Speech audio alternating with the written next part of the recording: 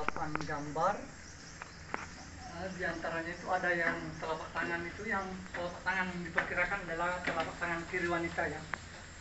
Jadi di antara 28 itu ada yang jari-jarinya itu cuma 4 jari-jarinya. Ada yang 5. Jadi kalau yang 4 katanya itu sebagai tanda ini ya, tanda berduka ya. Ada yang meninggal keluarganya itu, tangannya itu dibikin cuma 4, dipotong 1 gitu. Kalau yang 5 itu sebagai tanda penolak bala ya, mengusir roh jahat. Sedangkan kalau babi rusa itu maknanya itu sebagai simbol ya, sebagai lambang perburuan, menandakan bahwa manusia purba dulu itu hidupnya berburu ya. Yang banyak dulu adalah binatang itu ya, babi rusa. Jadi kalau orang pertama yang datang meneliti itu adalah bangsawan ya, orang bangsa itu orang dari Belanda ya, arkeolog dari Belanda. Itu namanya Van Heckeren ya, dan kawan-kawan itu di tahun 1950. Jadi pada waktu itu Van Heckeren ini itu meneliti menggunakan sistem karbon ya, C14 dulu. Itu alatnya masih sangat sederhana. Itu menggunakan sistem penanggalan relatif ya. Beda kalau yang sekarang yang temuan yang terbaru yang diprediksi yang tertua di dunia itu, dia menggunakan sistem uranium ya. Itu alatnya lebih detail lagi, lebih canggih. Jadi bukan ini artinya rekayasa lagi, itu menghampiri kepastian ya. Itu alatnya sangat canggih sekali ya. Di mana itu yang terbaru ditemukan? Kalau yang terbaru Pak belum terjangkau Pak ya, akses jalannya itu belum, di daerah Biku Pak ya, di Kabupaten Pangkep. Itu masuk di daerah masih Kecamatan Bantimurung Pak ya, dusun Tukemasya Pak ya.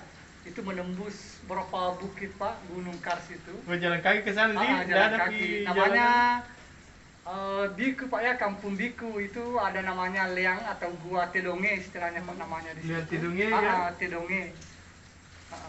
Kan pernah ditemukan di sana itu? Itu gambar hewan juga Pak ya, gambar babi rusa juga dan gambar telapak tangan. Karena pernah Pak di luar di sini yang tertua di dunia juga Pak. Ya, dulu di sini yang kan, ya. Tim Puseng yang umurnya itu 40.000 Pak toh? Ya. Cuman karena temuan teliti lagi, terbaru lagi. Ada lebih tua. Ternyata Pak dulu sebelum Tedonge itu ada namanya Leang Bulu Sipong Pak ya, itu di Pangkep juga. Ya.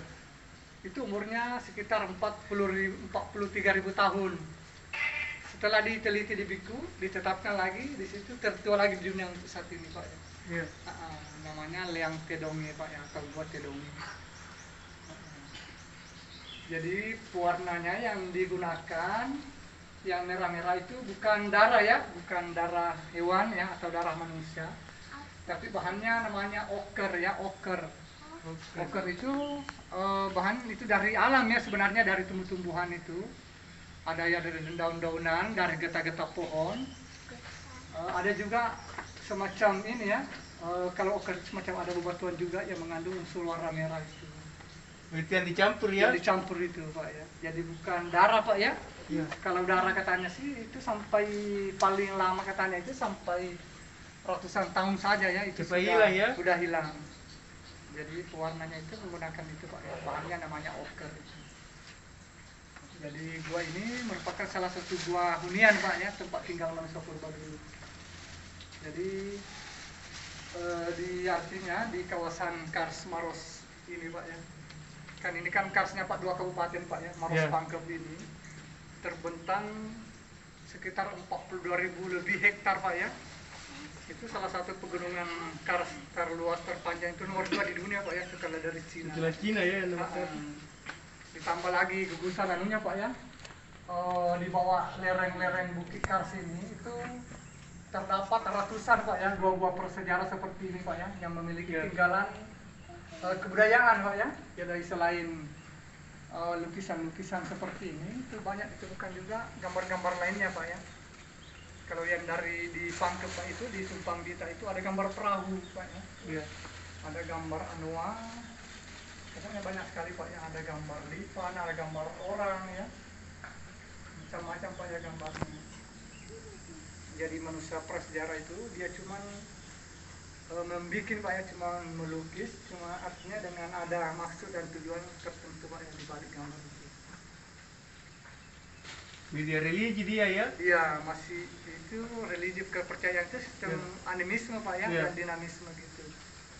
Jadi dia mempercaya hal-hal yang dianggap gaib dan yang nampak Pak ya, yang berupa benda itu ya, istilahnya dinamisme.